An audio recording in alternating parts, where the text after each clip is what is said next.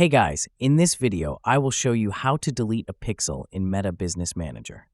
All right, let's begin. First, open your browser and go to Meta for Business. Make sure you're on the official site. Once logged in, you'll land on your Business Manager dashboard. From here, navigate to the Settings section. Under Data Sources, select Dataset and Pixels. This is where all your tracking assets are listed. Find the specific pixel you want to delete.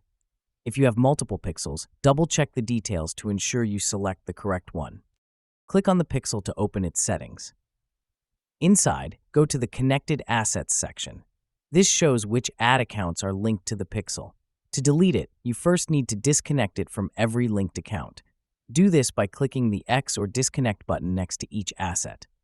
Once all connections are removed, the pixel is effectively deleted from your account. So that's basically how you can delete a pixel in Meta Business Manager.